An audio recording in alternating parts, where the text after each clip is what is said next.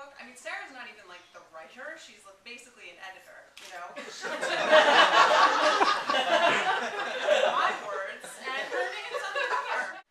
I know what everyone's thinking. It's easy to know what everyone's thinking in a situation like this, that I stayed up all night doing blow or whatever rather than packing for the wedding or otherwise preparing for my bridesmaidly duties. And they're totally wrong. 100% wrong. Okay, to be totally fair, they're maybe only 73% wrong, because I did stay up all night doing blow, but that's totally beside the point. That's like a personal life choice, and I'm working on it, you know? Look, I don't know about you, but I was not going to let my best friend do that much coke alone. That's just like utterly selfish and completely irresponsible. You know, because you don't save friends from their drug abuse by letting them overdose on an 8-ball. You save them by diving in, spreading things out, making it clear while she's in that place, and you're right there with her. There's nothing wrong with that place per se, but that the other place is so much better, so much sunnier, so much more real, really. And then you make a solemn vow in the name of sisterhood as the sun comes up, and you are never, ever going to chase the moon again. Except sometimes you don't make the vow when the sun comes up, because you don't even know the sun came up, because how could you know when you live in a basement apartment that despite being in the East Village, faces west, and is also inhabited by a third roommate who took it upon herself to throw your alarm clock out the window last week because it had been going off for an hour. But you'd taken 2 sleeping pills, so like, how on earth were you supposed to hear it? Bitch. So you ask Caitlin what time it is, as she slices up 6 more lines because your cell phone died. And you can't find the charger, and you don't really want to find it, because what is time anyway but a constant reminder of a patriarchal system set up around planting of crops and the revolution of the sun, without the faintest regard for the cycles of the moon or the ocean tides. And what is telecommunication anyway, other than a method to enslave people in a system of perpetual labor? When the 9-to-5 model is hellish enough, and sexist besides, having been created with the understanding that the women would bear the children and the men would work all day and be home in time for supper. And when Caitlin said 10:18, you said, whatever, Kate, it was 2 o'clock like an hour ago, and she says, try 8. And that's when you realize once again that 2, 3, 4, 5, 6, 7, 8, and 9 are the 8 trickiest hours known to mankind. The book isn't just by me. It should be, but it's not. There's also a couple of other characters too, and she didn't want people to think it was just about me. So she was asking if I could just read you a little bit out from another character named Ben. I don't really know how to describe Ben. He's kind of a tool, but endearing in a way. So I'm just going to read you out a little bit from him, just so you get a feel, know what you're getting yourself into. I can't believe my boy Dan is getting married. I mean, I can't believe it. It's not unbelievable. It's not even unexpected. It's just weird. And the fact that he's chosen me to be his best man, well, that's even weirder since, let's face it, I've never been the best at anything, and in many things I've been the worst. Since best men are honest men, I should admit that I wonder if his choosing me was not his only mistake.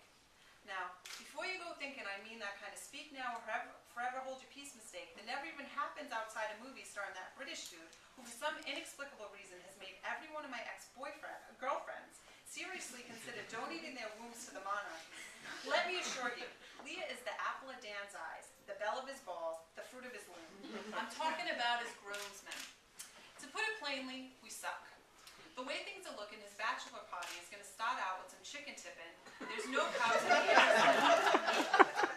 And then in milking cookies at Dan's mom's house. Now, Dan's already made it clear that he doesn't want any sluts around prior to the big day. And I can respect that, truly. I can.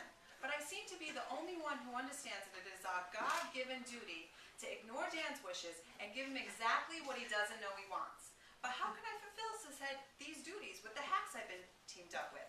Contrary to popular belief, sluts do not grow on trees.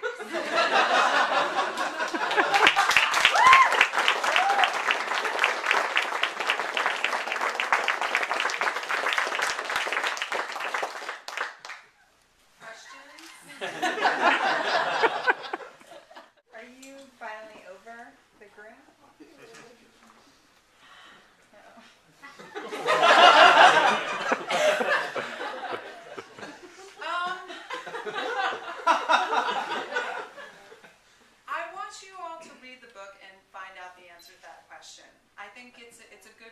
question, but you know,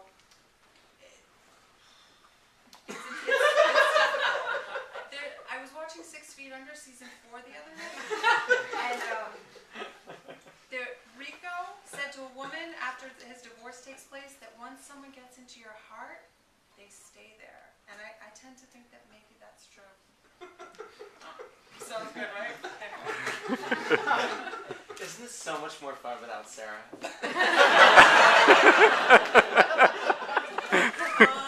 I think so. I think that I'm hoping that it's entertaining for you. However, you know, this is being taped and she's paying me. Not a lot in drinks later, but I don't want to lose that. So I'll just say I'm looking forward to seeing what she's putting on the jukebox over at Boat, and I hope you guys will all join me there.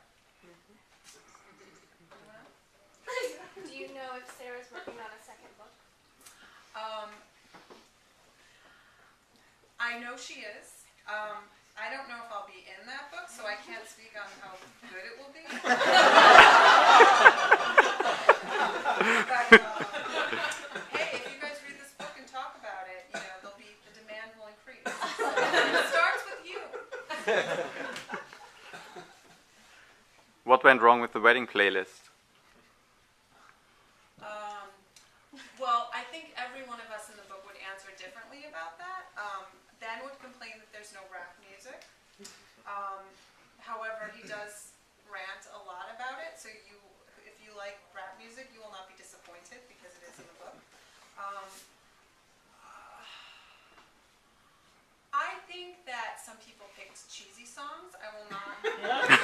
Some people picked Grateful Dead songs because you're gonna dance to the Grateful Dead, like whatever, Court. But I'm not naming names.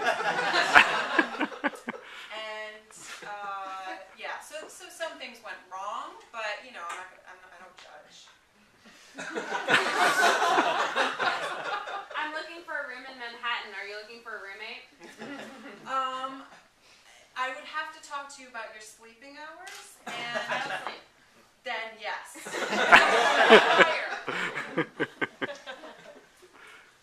These are great questions. Anyone else? How about one more question? It's going to be the best question of the night. So, no pressure. Yes. Would you please tell Sarah that this is actually one of the best book readings I've ever been to?